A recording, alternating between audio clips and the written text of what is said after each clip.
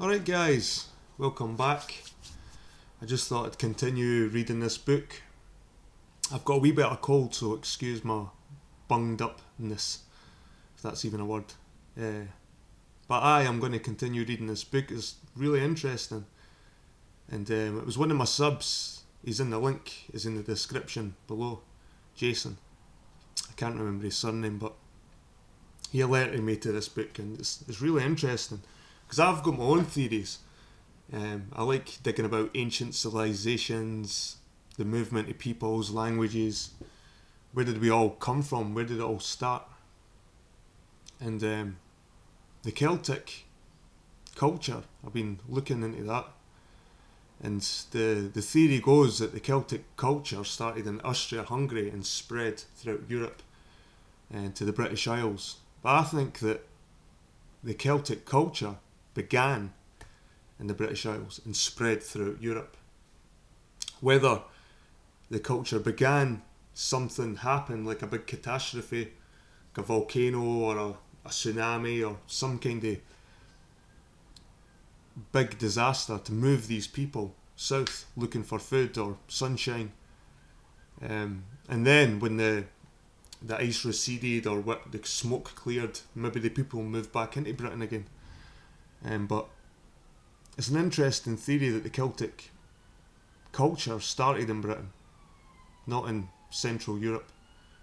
And the same goes for the Bible, really. The Bible, to me, when I look at the Bible and hear the Bible, it's got Britain written all over it. It's got Britain written all over it. Excuse the sirens. For fuck's sake, man.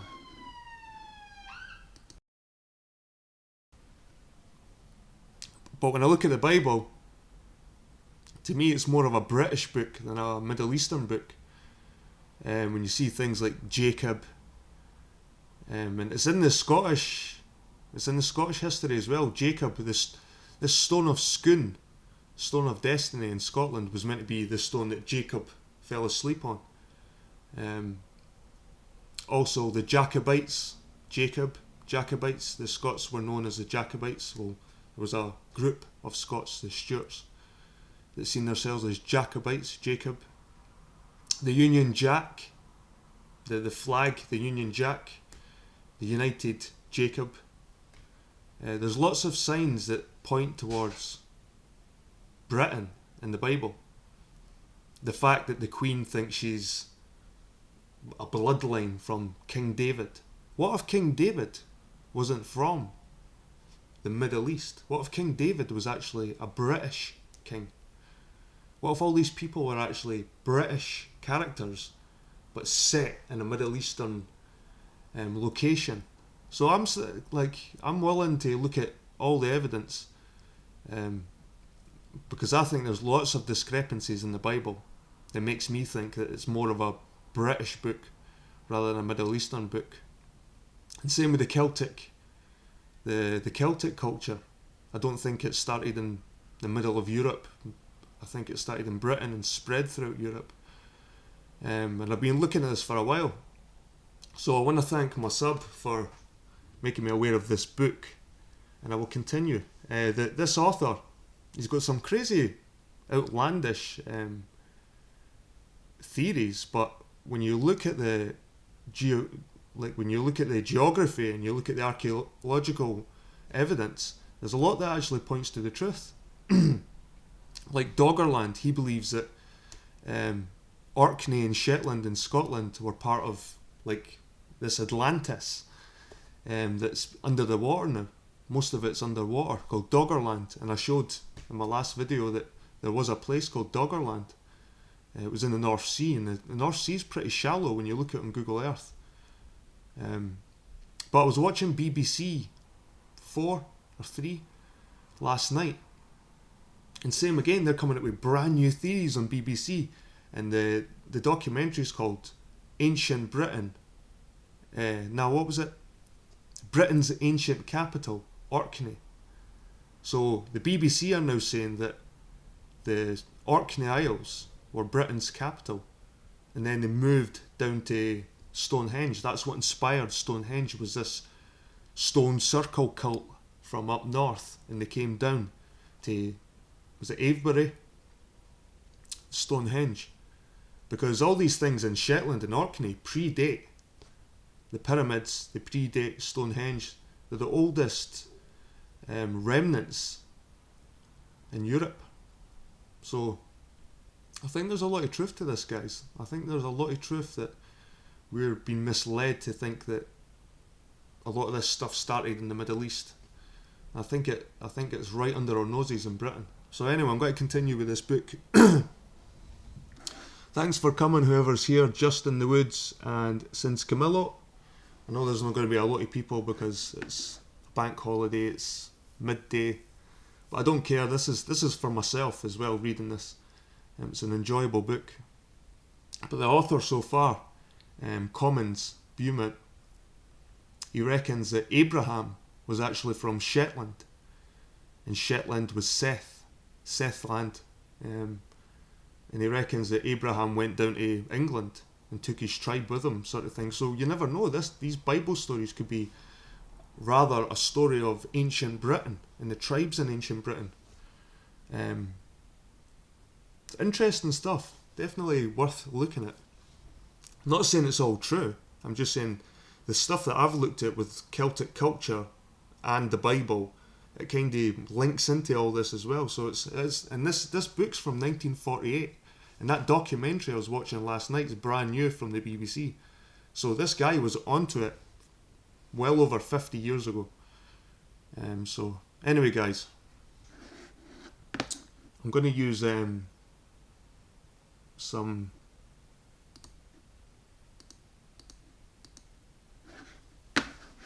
use some images and some locations just to get an idea of what we're talking about. Anyway, I'll continue from page 36. And like I said, thanks again to my sub, Jason. His channel is in the link description below. He's a flat earther, unfortunately. And I think he believes in Yahweh and all that. But I'm trying to look at this from an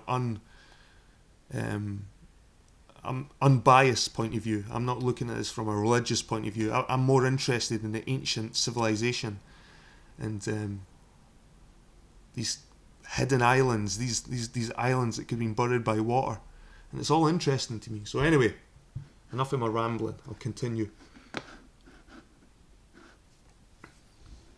Rufus Avenius, who possessed as well a remarkable knowledge of the British shores and probably the Norwegian Sea as well, may allude to the same region when he mentions 2 isles of the Britons in which the women danced in celebration of Bacchic orgies.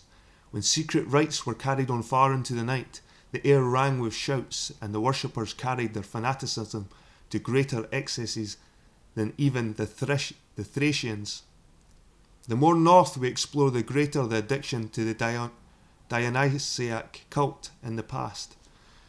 To return to Amnesis and the Amnites, opposite Lerwick and Bressay Sound is Bressay Island, approachable from the south through a rock-bound and dangerous piece of water, which narrows until it was reduced to half a mile in the width opposite Lerwick Harbour. It faces Bressay Island, 6 miles long by 3 in breadth, having many high caves, that best known being the Cave of the Bard and the Orkneyman's Cave, a vast cavern roofed with stalactites and paved with restless sea. It is a famous landmark to mariners, towering 264 feet on the most southerly point of the island. It can answer to Cave of Alithia, the name of the Hyperborean Artemis, and her character as patroness of women in childbirth. Other names hereabouts are curious. Bressay itself is said to be a corruption of Bardsey, the Isle of the Bards, or Boreades, and also known as the Giant's Isle. Mr. Watmore contends that Bard was a rendering of Boread or Poleman, and we know from Diodorus that the Boreads, who were bards, had charge of the round temple of Apollo on the Hyperborean island in the north, where they sang hymns to the god from the equinox to the coming of the Pleiades. The isles lay opposite to the Celts. This may be reference to the stones of Stennis and Orkney. In the Norse tongue, the word bardi signifies a giant, and on Bresse this interpretation is perhaps supported by the name of Giant's Leg, given to the extremity of the Bard to the outward bastion of beetling cliffs. Another odd name occurs in this area. Separated only by a narrow chasm from Bresse Island stands the Isle of Nos, which rises to an inclined plane on its southern side, where it presents a precipitous cliff rising to 600 feet at the noop. The face of the cliff broken up by a remarkable labyrinth of lofty caverns, honeycombed with sea corridors, into whose depths few care to venture far. Such a web of sea arcades needs little fancy in order to picture it as a marine temple devoted to the Cretan deity Poseidon. So guys, we'll have a quick look at this place.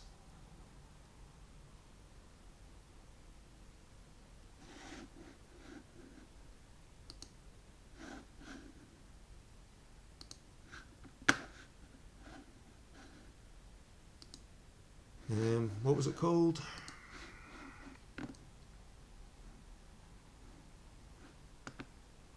Bresse Island.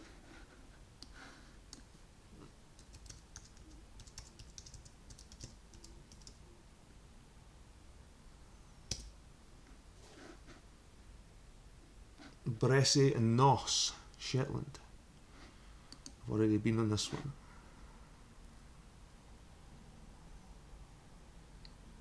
So there's Bresse here.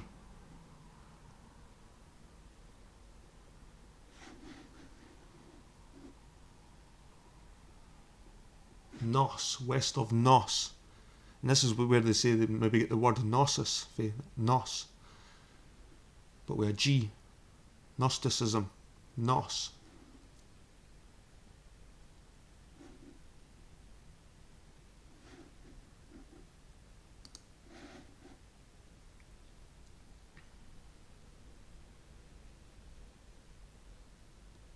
I beg to draw attention to the name Nos in conjunction with the Boredes and Bards, and the likely identification of Bresse sound with the amnesis in close proximity to Gnosis, or Knossos. According to Homer, this word Nos may be related to the veiled and the mysterious prehistoric city of whose details we know so little, except that it possessed a famous temple to Poseidon, and the labyrinth where the man-eaten Minotaur was rampant.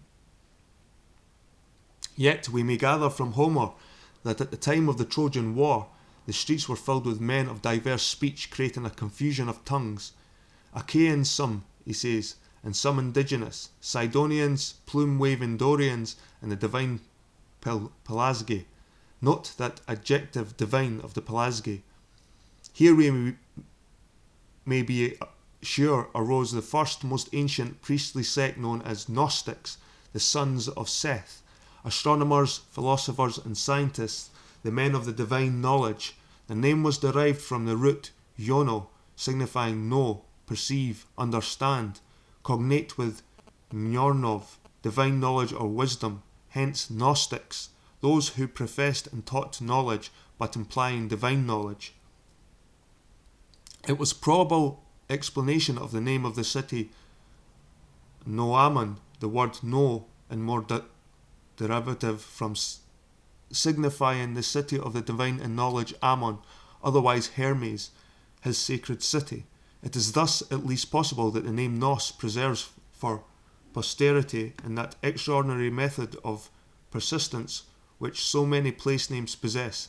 The site of the ancient Cretan capital Nos, and that here stood the famous Mount Ida, the sacred and venerable city of Asgard of the followers of Odin, the ward or the city of the gods, which the Voluspa describes as where the Azar met, raised on Idavol, altars and high temples. They played chess on the grass plot, lacked nothing of gold.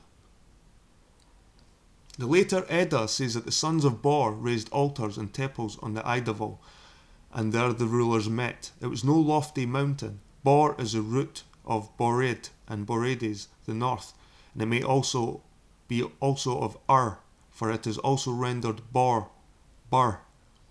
In fact, I have suspected for years that the Cretan Knossos was Ur of the Chaldees.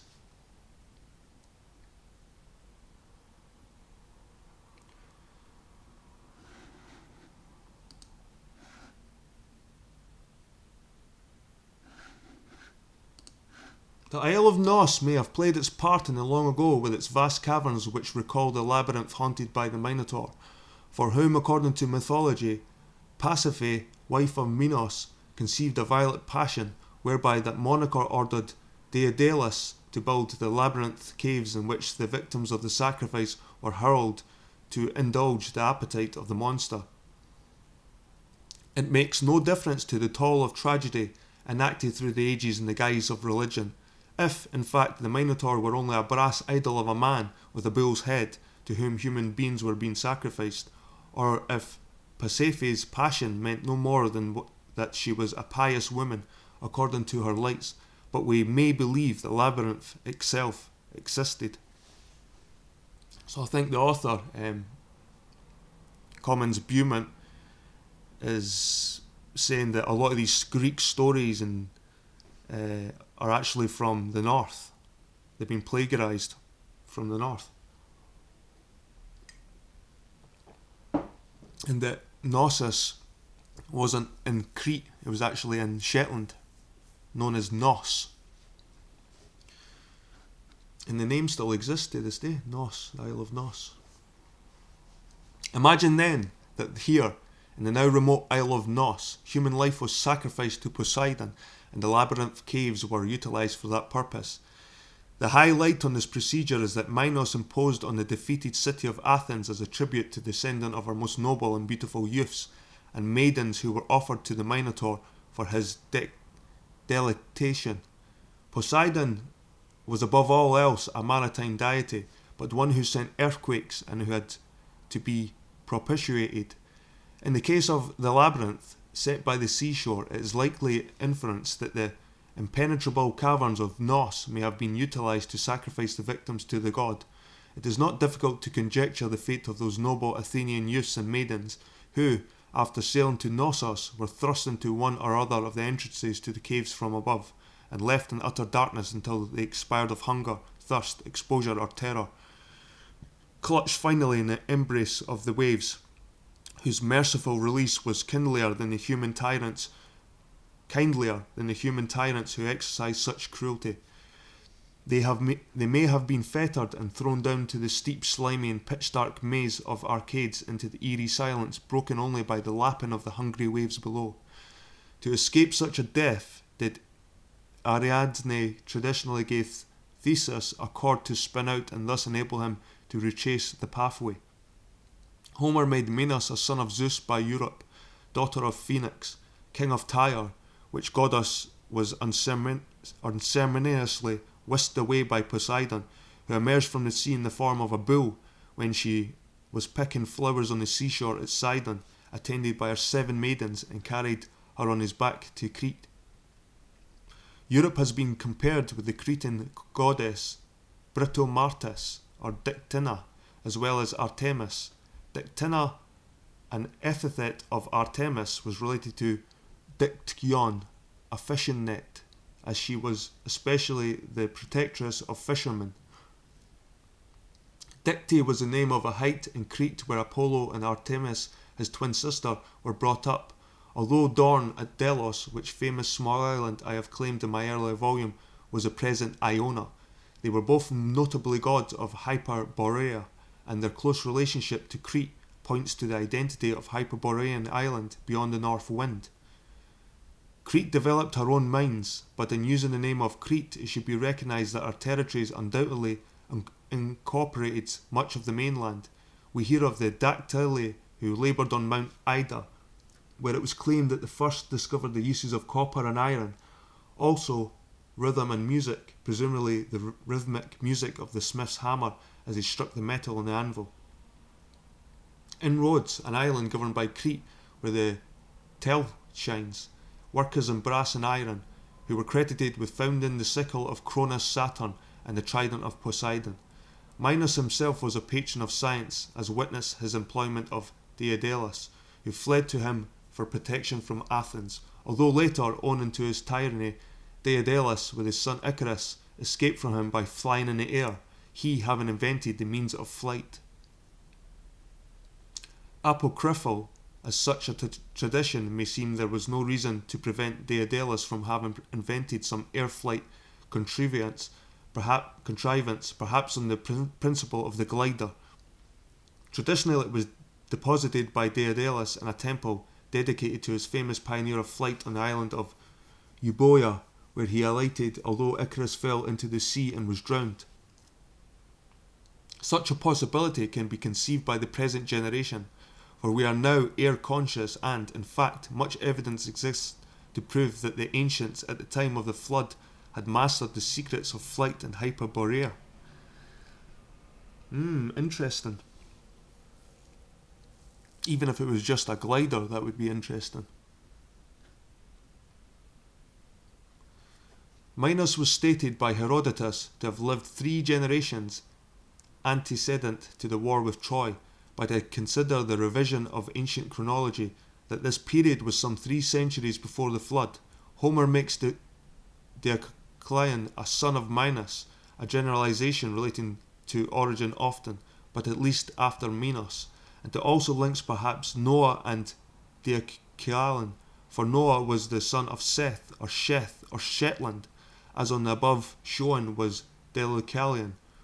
Minos become after death a judge or ruler of the underworld of Orcus, is said by Herodotus to have been extremely angry when Crete took up arms on behalf of Agamemnon against Troy, a credible attitude since Troy was a daughter of Crete, founded by Teucer and his son Tros, and that the Cretans, although Pelasgic, were not of the race of the Argives of Agamemnon or the Achaeans of Achilles.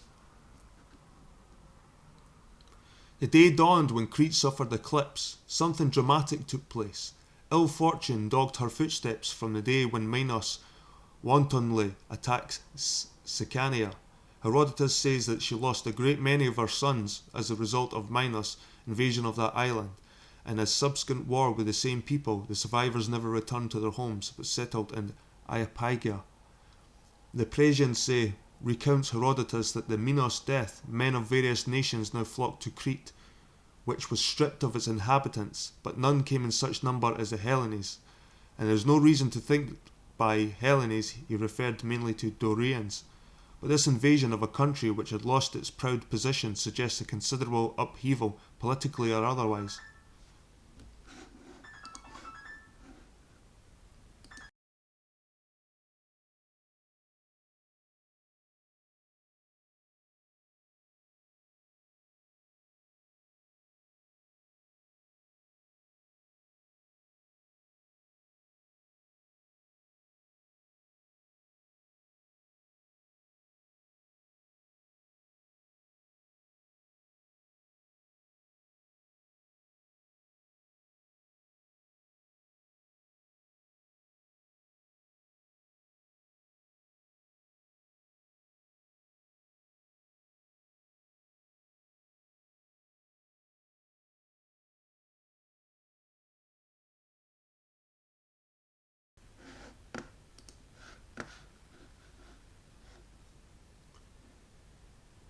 Right, where was I? Again, after the Trojan War was more disaster befell her, and she was a second time stripped of her inhabitants, only a remnant only being left. It is somewhat strange that these vicissitudes seem to fit in with the events relating to the Israelites as told in the scriptures, for they were overrun after the death of Solomon, when there were a violent split between the tribes, and later the Shalmaneser stripped her of her inhabitants and left only a mere remnant behind. There is such a much closer relationship between biblical and classic events than historians appreciate. Not very much later, after the Trojan War, generally placed as at circa 1184 BC, but probably for reasons to be explained subsequently some 150 years later, Virgil, who derived his information from sources we cannot now ascertain, paints a vivid picture of Crete's collapse. He describes in the Aeneid how Ennies sailed from the Troy after its fall to Hellas or Greece, but that a southwest wind blew the Trojans from the Cyclades to Crete, the isle described as the ancient seat of the Curetes, where the plague and pestilence were now rife, and trees and corn had been destroyed by the star Sirius. Zeus had forbidden the Trojan refugees to land on Crete's shores, but they heard that its king, Idomeneus, had been deposed and banished. The land was deserted, and the palaces and the house of Knossos had been forsaken. Something phenomenal must have taken place to account for this serious state of affairs, and it may have been related to the untoward meteorological events after the sack of Troy, when Nemesis seems to have descended on the Argive heroes. We learn of terrible earthquakes and tempests, of mountainous seas, of ships being wrecked or driven headlong by storms to distant shores, from whence the heroes never returned, so that nearly all the leaders, except Agamemnon, who was murdered by his wife's paramour, and Menelaus, who sought refuge in Egypt, either died or were dispersed. While great poets of classic times, whose task it was to depict the epic stories of the heroes, poets like Aeschylus, Pindar, Euripides, and Virgil himself spun verses on the great deeds, the sombre fact remains that the destruction of Troy, there was an entire change in the populations and a wide exodus. We can only conjecture what lay behind this remarkable situation. The Orphic Argonautica offers us a certain solution. Therein, the island of Crete is referred to as Lyctonia, after Lyctus, the later capital mentioned by Homer. The Argonautica speaks of the ancient Lyctonia as divided or split into separate islands, and relates how Poseidon, in anger with Father Cronus, struck Lyctonia with his golden trident, from which we may deduce that earthquakes smote the ancient island and broke it into many smaller particles. As in the case of Shetland, in more prosaic terms, Josephus described the fate of the Sethites.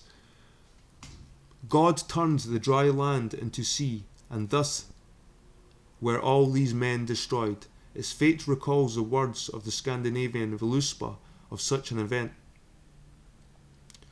Surtur from the south winds, with seething fire, the falchion of the mighty one, a sunlight flameth, mountains together dash, giants headlong rush, men tread paths to hell, and heaven is rent in twain.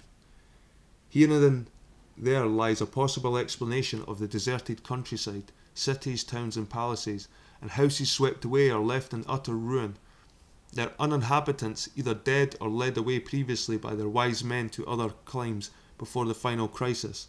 It is recorded that the astronomers were advised beforehand, like Noah or Deucalion, of impending disaster, which is largely the theme of the Book of Enoch, concerned with the subject of the flood and those who lived at the time. It is not invidious to mention in this connection to the Aztec or Toltec legends of Mexico, whence they migrated from the east. One of these traditions described in dramatic language the last days of the city named Tolan or Tula or Tullan, a name very near to Thule, the early name given to Shetland, as Ultima Terra, a city also described as the city of the seven caves, well able to apply the caverns of Bresse and Nos, where they taught that civilization first began. It is described as a very great city, with streets, palaces, and ruled by a god king. Its last days speak of a bloody war, a revolution, volcanic eruptions, extraordinary meteorological phenomena, pestilence, starvation, the desperation of the populace, leading finally to wholesale flight, and then the catastrophe, when visited later by the people called Comyns under the chief named Xolotl, they found the capital abandoned, its fortress, temples and palace in ruins, and the streets overgrown with vegetation. It is a Mexican memory of the last days of Crete or Atlantis. Interesting. I'll be back in 5 minutes, guys.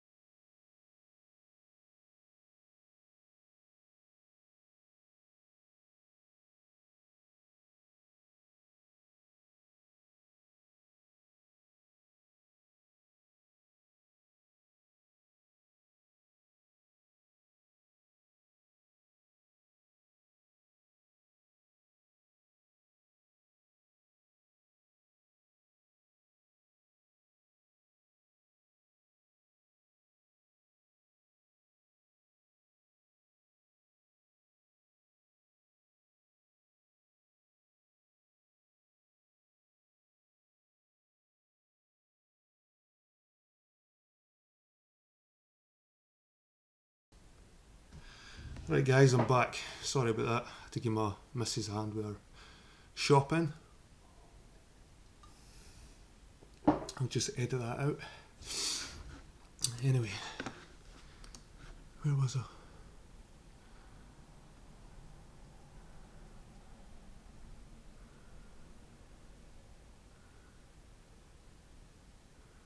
Right.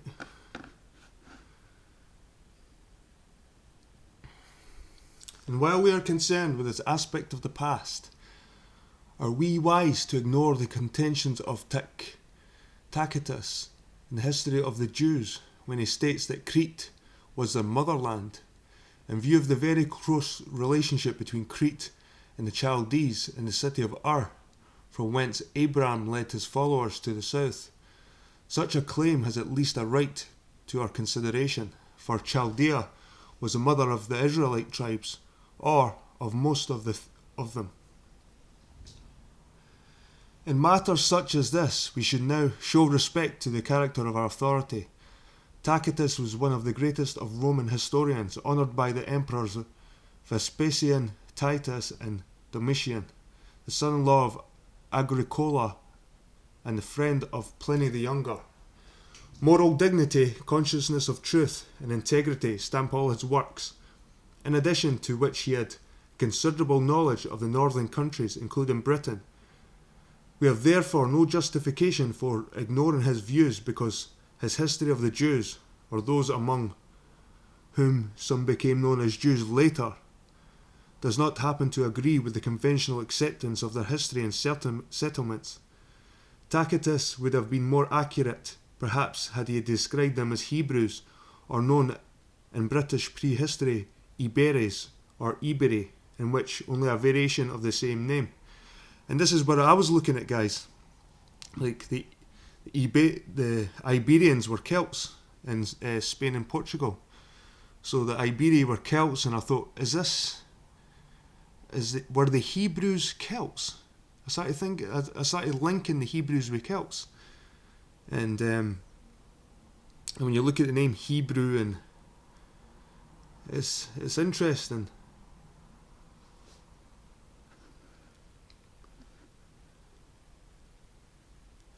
The thing is with the British Israelism, they think that after the Exodus, the tribes are split up and they went through Europe. Where I think that the Bible's maybe telling a story of it happened in Britain and the tribes spreading out through Europe to the east rather than west. Tacitus declares that traditionally the Jews ran away from the island of Crete and settled themselves on the coast of Libya, at the time when Saturn was driven out of this kingdom by the power of Jupiter. What he evidently signified was which these people fled at the time of the great catastrophe or flood, which I have sought to prove in my previous work, was 1330-1322 BC. No fabulous date at all, but based on astronomy. Tacitus is disposed to trace their names of the Judea from Mount Ida in Crete, whose neighbouring inhabitants, he says, were called Idaei. If this were the case, the Judeans could claim most illustrious descent. The origin Tacitus explains in this manner. Some say they were the people that were very numerous in Egypt under the reign of Isis, and that the Egyptians got free from that burden by sending them into the adjacent countries under their captains Hierosolumus and Judas. The greatest part say that they were those Ethiopians from whom fear and hatred obliged to change their habitations in the reign of King Cepheus. There are those who report that they were Assyrians who wanted lands, got together and attained part of Egypt, and soon afterwards settled themselves in cities of their own in the land of the Hebrews and the parts of Syria that lay nearest to them. Others pretend the origin to be more eminent, and that the Ptolemy, a people celebrated in Homer's poems, were the founders of this nation and gave their own name, Hierosolymia, to the city which they built there. Although there are some garbled statements in the foregoing, on the whole, Tacitus does not appear to be very wide off the truth. It is largely a question of ancient geography. The Ethiopians, for example, were the same as the Pelsagi, and they were Phoenicians or Israelites, whichever word be preferred. In another chapter, Tacitus correctly says that the Idaea means Abraham from Mount Ida or Ur, gave them their god Saturn and caused them to change their abode. There were undoubtedly a very ancient relationship between the islands of Crete, the Chaldeans and the Israelites, as also with King Solomon, who so closely compares in outstanding characteristics with King Minos. The subjects of Minos were even called Salome. Sarpedon, a relation of Minos, driven from the kingdom by that tyrant, sailed with his followers to Lycia, and his fallen were designated Salome, speaking the Phoenician tongue. It gives point to Tacitus' assertion that the Salome were the founders of the Jews, or more properly, of the Judeans. There was certainly much closer contact between Hiram of Tyre and Solomon than accords with even friendly relations between monarchs, for Hiram furnished Solomon with all the gold he needed and sent him 60 talents of gold, an enormous sum for those times. There was a strange usurpation of the throne by the boy Solomon, covertly supported by Hiram, the head or hierarchical head of a state, great antiquity, power and wealth, the city which dispensed crowns, says Isaiah, whereas the kingdom of Israel, created really by David, after he and his tribes had been driven away from the Canaan by Philistines, and compelled by defeat to a new home elsewhere, had succeeded in capturing the city of Jebus, renamed it Jerusalem, where he established a new state, without a background, impoverished and small in numbers, but with which was assisted from the first by lavish gifts from Hiram of Tyre, who emerged as patron and supporter of David and Solomon. The renowned Solomon's career so far, as the Bible is concerned, gives an elusive account in which little of his activities is related, except for a few isolated, outstanding events, so that how much time he spent actually in Jerusalem in view of the wideness of his empire and his extensive interests, especially in the vicinity of Egypt and Tarshish, to say nothing of his intimate relations with Hiram, the High Ram or Rama, is purely illusionary. This intimacy between the two rulers is most peculiar.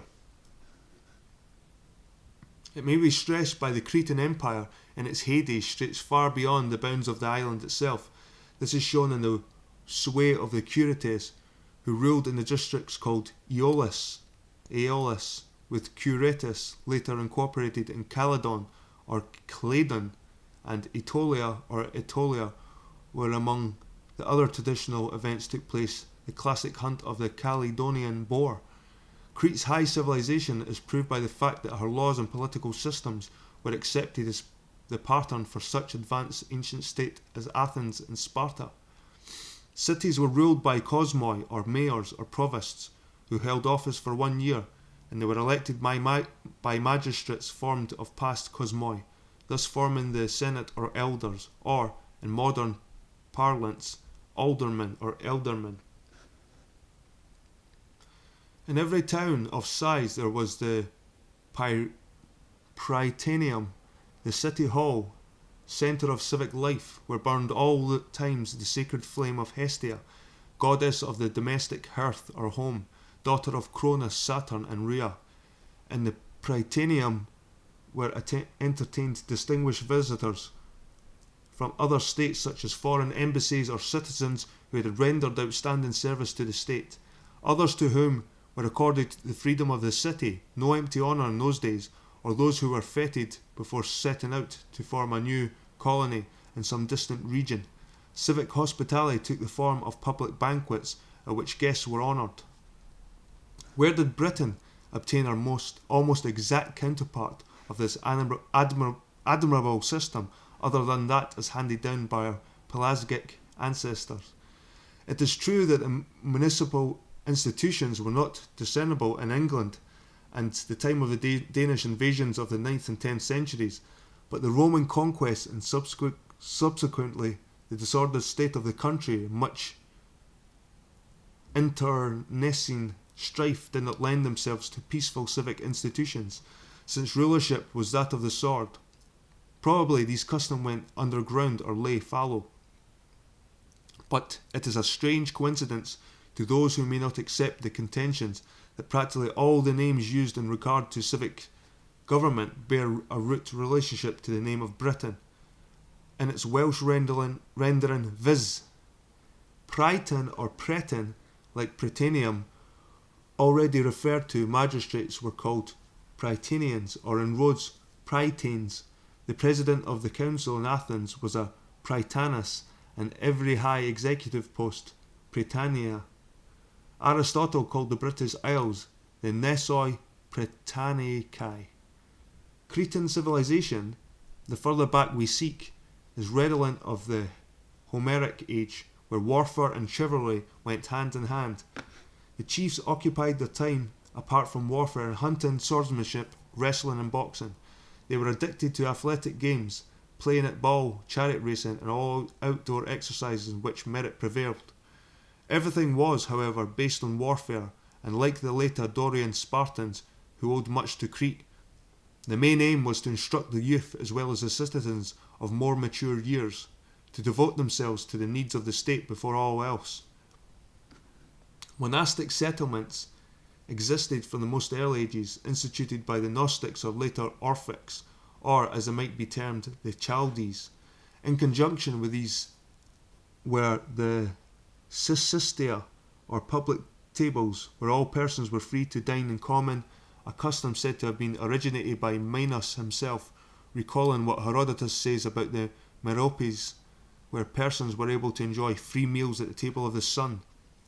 Open hospitality also prevailed with the chieftains, where bards were made welcome, and after being entertained in the banqueting hall, were invited to amuse or instruct those present with songs, epics or tales, mainly devoted to the actions of the gods or the deeds of the heroes. Cretan institutions were greatly extolled by writers of antiquity, although Aristotle accorded them qualified praise. Such then was prehistoric Crete, her people the divine Pelasgi, or Homer, the only race perhaps justly entitled to answer to the men of old, men of renown, who were destroyed according to the precept because they fell away from their former high estate, or, like the Atlanteans, described by Plato as the original race of the highest character and qualities, who fell from grace for the like reasons and were similarly afflicted by the gods.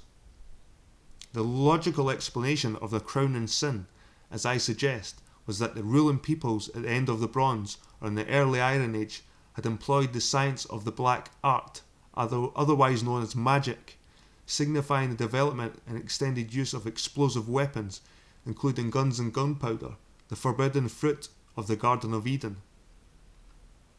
The outcome of it was a cruel and prolonged war of conquest in the 14th year, which both allies and foes were destroyed in large part in the ensuing great catastrophe. The idea behind the belief of the cause of that disaster may have been that the secrets of the nature are gradually probed by humanity through the various ages until each has travelled its allotted span, involving new inventions and discoveries, especially in scientific evolution, until, having attained its zenith, a new world catastrophe strikes civilization, a blow of the first magnitude, and its survivors painfully climb the paths anew. Plato hints at this in the Critias. Our own age, with the discovery of the atom bomb and other scientific devilish devices, may be nearing its allotted end.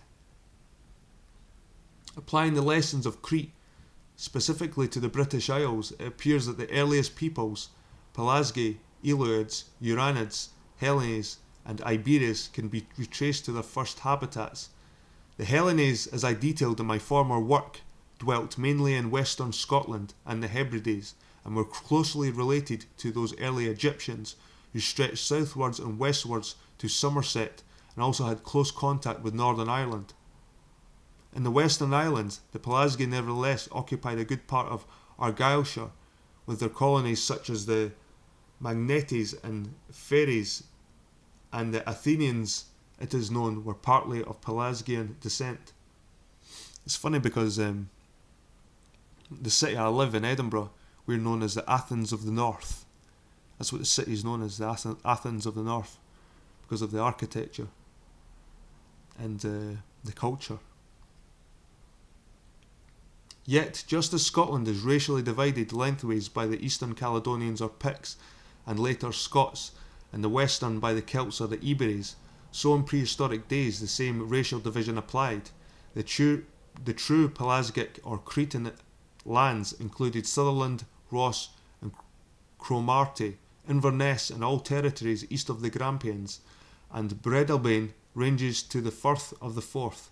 In this eastern division, Hellenic, extra-Peloponnesian states existed, such as Calydon or Calydon, but they were originally Pelasgian. And whilst the glamour of past civilization radiates from the Ionians, who seem to have been racially Iberes, and especially from the Athenian world, the solid political and commercial hegemony lay in those eastern territories which include Macedonia and part of Thrace, from whom the Caledonians, such as the Cassai, the Catti clan, are descended, but whose past histories is obscure as yet. Eventually it will emerge that they are the original Chaldeans and Cimmerians.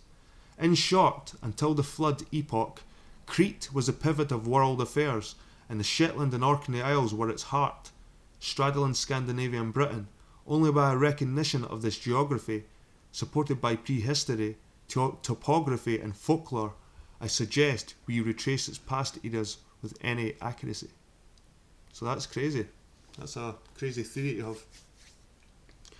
Such a contention as I put forward is confronted with many years' study of the antiquities of Crete in the Mediterranean by the late Sir Arthur Evans, which island, called Crete or Candia, he asserted was a great motherland of antiquity, and proffered evidence in support of a claim which, to the general reader, was merely a restatement of a dogma. Yet all the facts oppose his theories. Although he dissected such antiquities as he could discover and published many learned tomes on the subject, they weigh up to nothing concrete at all. Like so much else in classic and Bible archaeology and legendary relics, etc., his finds have been distorted to fit in with the preconceived theories. Believing without any inquiry as to whether the Mediterranean Candia of today was a real motherland of Crete, he assumed it without question and accordingly exploited his ideas. In his principal work, The Palace of Minos, he says, "For the first time there has come to view a primitive European civilization, the earliest phase of which goes back far beyond the first dynasty of Egypt. For all that, he cannot produce one relic which dates back earlier than merely the Neolithic age. The topography of Candia alone should have made him hesitate. It is entirely extremely mountainous, and except on the flanks of 4 ranges, rocky and unfertile, with few productive tracts and without any minerals. Mount Solorite, 7,670 feet, is identified as the ancient Mount Ida, whose highest peaks are always snow-covered, and yet the traditional Mount Ida was not a high mountain. The Dactyli in far ancient days were said to have mined copper and iron at Mount Ida, but not a sign of such ores has been discovered in Candia, although at its eastern extremity at Chrysocamino, copper ore was smelted in a cave, as shown by the presence of scoria, cinders and fragments of crucibles, but the smelting of copper in a cave does not justify a claim that copper was mined there, as another writer, D'Angelo Mosso, has contended. Indeed, the strata of calcareous dolomitic breccia refutes any such claim, and smelting is no more of a proof of the existence of copper than in the neighbouring islands of Gozo and Spakia, where traces of smelting exist. As Candia, unlike Shetland, has never been torn apart, battered down and partly submerged by celestial action, the absence of either copper or iron offers at least a negative proof to Evans' claims. When we come to its antiquities, nothing, I repeat, earlier than the Neolithic period can be discovered despite immense excavations at great expense. Neolithic remains are numerous for what they are worth, including objects from caves, rock shelters, isolated buildings and settlements, including stone axes and obsidian knives, as well as pottery. There is nothing of the Paleolithic or Old Stone Age at all. Quite incredibly, we're at the island where mankind had traditionally first evolved civilization, nor is there a trace of megalithic monuments so frequent in the British Isles, as well as many examples of the Paleolithic and Neolithic ages, and as far as found in the Shetland Orkney groups. Sir Arthur Evans and his disciples have remained discreet on this great obstruction to their claims, but they are not in a position to explain it. It makes his boast of a prior phase of civilization earlier than the first Egyptian dynasty become merely ludicrous.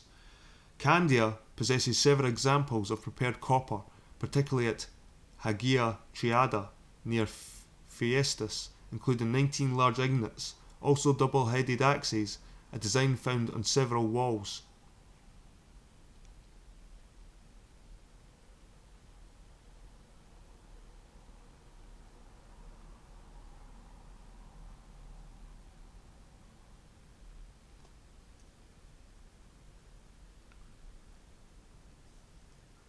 So we've got some pictures here. This is a labyrinth of the lofty caverns on the Isle of Nos, Shetlands. And this is where the author says that the word Nos, Gnoss, comes from, because apparently wise men lived on this island. The author seeks to prove that Avebury Circle was a biblical Mizpah, a heap of stones, and also was the Cadmean Thebes or Albaris.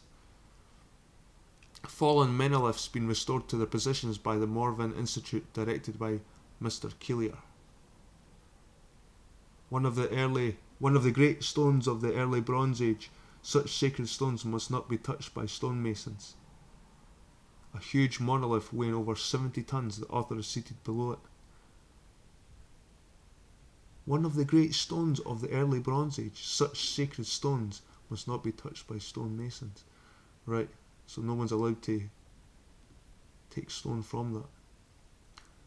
So that was a double-edged axe. An emblem by no means means limited to the present Crete, but present in many prehistoric cave engravings in the British Isles and Scandinavia. It seems to be related to the double or two-headed hammer or mallet of Thor, a symbol of Odin and his cult, which is said by Count d'Avelia to have been a variation of the thunderbolt of Zeus. That connects the emblem with the North, if at all, and is not aboriginal. Bronze was also found in Candia, including knives, daggers and double-headed axes, probably votive designs, and one from Hagia containing 18% of tin, which came from Britain. So Candia proclaimed the original Crete, motherland of men, can only reveal active occupation from the Neolithic to the Bronze Age. There is not a trace from the Iron Age. Evans claimed to have discovered this palace of Minos at his alleged city of Knossos, and also the labyrinth. Archaeological examination of the place revealed it rather as a temple than as a residence. The west wing, Evan admits, was a sanctuary with frequent repetition of the double axe and a number of small shrines of pillared crypts designed for ritual use, having corresponding halls above. The throne room had an elaborately carved seat in the centre, with stone benches around it, while white griffins guarded the entrance to an inner shrine, also for religious purposes, says Evans. The sole clue for its builders is supplied by the symbol of the griffins guarding to the entrance to the inner shrine. The griffin was an emblem of the Hyperborean Apollo. If any inference may be drawn from it, the builders of the palace were the Hyperboreans, either for Britain or Scandinavia, and in the latter country helmets bearing the griffin crest have been found in barrows. That's the Welsh. That's on the Welsh flag, the griffin. So whether it's the double axe or the griffin, the indications point to the probable occupation of Candia by a northern people, possibly the Pelasgi or the Phoenicians. This in no way supports the claim made by Sir Arthur Evans. His alleged labyrinth transpired to be no more than a disused subterranean quarry. So futile is the sight to explain away the age-old traditions of its size and complications that Evans evidently decided instead to discredit the legend of Theseus and Ariadne and the Minotaur, having discovered in the palace bull-catching scenes in relief on the gates and fresco panels of a bull ring in which youths and girls are taking part. He contended that the labyrinth tradition was an exaggerated fable. He attributed the story to Athenian chauvinism and concluded or advanced the view that the pleasant and friendly bull catching by boys and girls went far to explain the myth. In other words, he dismissed it because his labyrinth was far apart from the legend, as were the youths playing with an affable bull, as depicted on frescoes from those unhappy victims of the Minotaur who were sacrificed. But Sir Arthur Evans thereby dismissed with contumely such a galaxy of famous names of the past who recounted the Theseus and Minotaur legend, as included Plato, Xenophon, Apollodorus, Helianicus, Sappho, Bacchylides, Euripides and Homer in the Odyssey. We have greater support that even such a galaxy of classic writers and one historical fact, the feat of Theseus who destroyed the Minotaur and Theseus who destroyed the Minotaur and caused thereby abandonment of the Athenian victims in the future, was celebrated annually by the ceremony of dispatching his ancient, much-betimbered old ship to Delos to take part in the solemn thanksgiving, and during its absence from the Piraeus on this mission, it was unlawful to put any person to death under sentence, and this is especially memorial because the death of Socrates was thereby delayed for 30 days. Therefore we possess historical warranty for the reality of the event. It seems to the ship was originally brought back Theseus, and so when Sir Arthur Evans dismissed the whole subject as Athenian chauvinism, he talks of a myth. He invites scepticism as to the value of his other claims. It would be surprising that serious attention were paid to such efforts, except that most persons who give the subject any thought merely hold a conventional acceptance that the so-called Crete must have been the Crete of Minos, although, as all traditions and evidence indicates, the original island was situated in Oceanus, namely the Atlantic, and nowhere near the Mediterranean. As it is not my purpose to use more space than essential to refute false ideas, all I need to add is that there is nothing of any antiquarian value in Candia which supports in one iota the claim that it was motherland of the Pelasgi people, the pioneers of the civilization which has come down to us. Even the pottery of Candia shows no indigenous origin and resembles that of Mycene. The fact that it can reveal no civilization before the Neolithic age begins to show conclusively that it should be dismissed from our minds as having any part of the parcel in the claims made for it. So he's just writing at Crete now.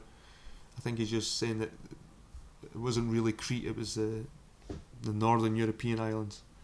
In my former volume, a good deal of space was accorded to denote the original Thessaly, scene of the Deucalian flood, as actually including the Inverlochi region at the present Caledonian Canal, with the river Speen answering to the Thessalian Peneus, and instancing the elevated beaches on the adjoining mountains as the residue of that tremendous deluge.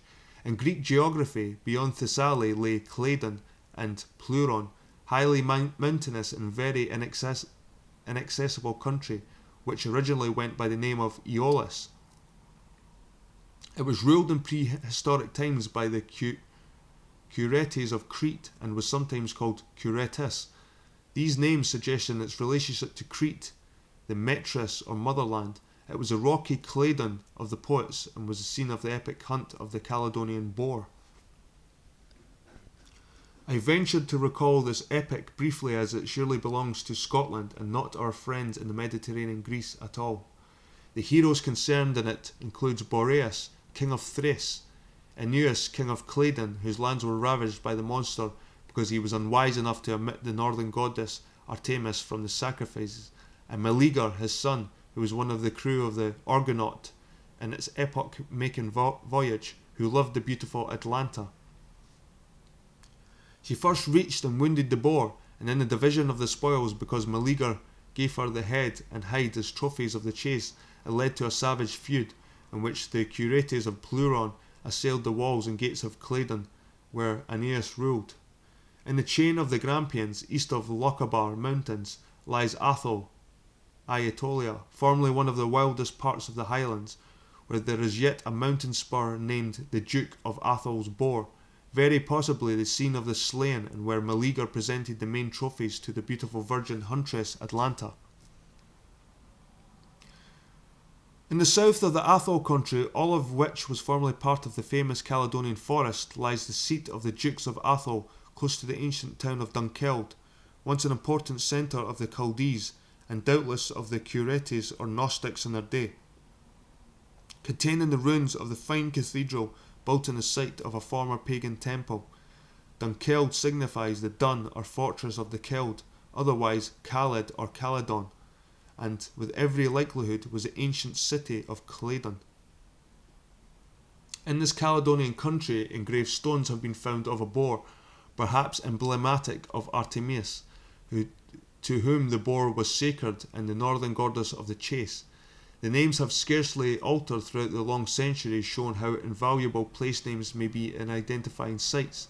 Claydon or Claydon has become Caledonia, and Aetolia is Athol, a very slight alteration in the Greek name, while if they want further confirmation of this site, the name of Atlanta infers a goddess or nymph in the Atlantic regions.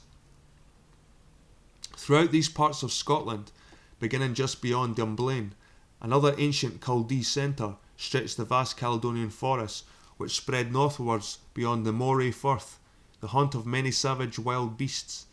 At its zenith, not only were there wild boars, but lions, bears and wolves, beside harbouring mammoths, deer and many other fauna. It was especially noted for the immense Caledonian white oxen, or aurochs, which had a tremendous span of horns, and was a most formidable beast to meet face to face. Hector Bos, the old Scots historian, says, in the wood Celadon, these white oxen with crisp and curling manes like fierce lions, and their enormous length of horns, were imbued with such hatred of men that they avoided any forest glades or depths if they could so much as scent a man's hand or footprint. They were so wild that they died untamed in captivity, and if a man crossed their path, they charged him with terrible speed, taking no fear of hounds, sharp lances or other weapons. Robert Bruce was nearly killed by one of these savage bulls. I may recall in connection with the foregoing that Herodotus described the mountainous regions of Paeonia and Thrace, and Macedonia, both Pelasgic but not Hellene, through which Xerxes led his army on the way to Athens, and who mentions there was a forest region over a great area full of lions and wild beasts with gigantic horns, the lions being found in the tract between the river Nessus or Nestus and Acheloos. It seems to have been memory of record with the same region, and indeed the voyage march of Xerxes to Athens, so graphically portrayed by Herodotus, can only be logically interpreted as culminating in Scotland and a considerably earlier period than usually accorded to the Persian invader. The Nessus may be readily identified with the river, and Loch Ness, where I place Magdonia, a part of the original Macedonia, lying between the present Aviemore, Kingussie and the Ness, while the river Achelous answers to the Tay, with the bleak Cairngorm mountains marking the ancient Paeonia.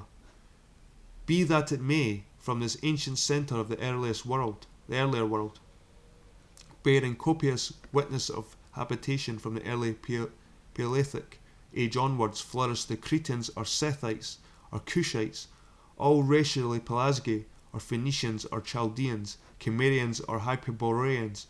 In their midst arose the great teacher Hermes or Ham or Ammon, who had other names in addition. To the genius of this race, as Dr. Waddell has demonstrated in his work, the Phoenician origins of Britons, Anglo-Saxons and Scots, should we attribute the original civilizations of the ancients, the Gad or Cad tribe, whose emblem was a lion rampant, known later to the Cassia or Catiland, whose first motherland was the Shetland Orkney Island. And that's what's Scotland's flag, is the rampant lion. The lion rampant.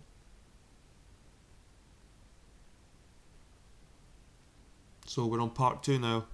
I'll just end it here. I might start part 2 immediately, but I'm going to stop here for a wee break. And I hope you've enjoyed this, guys. Thanks.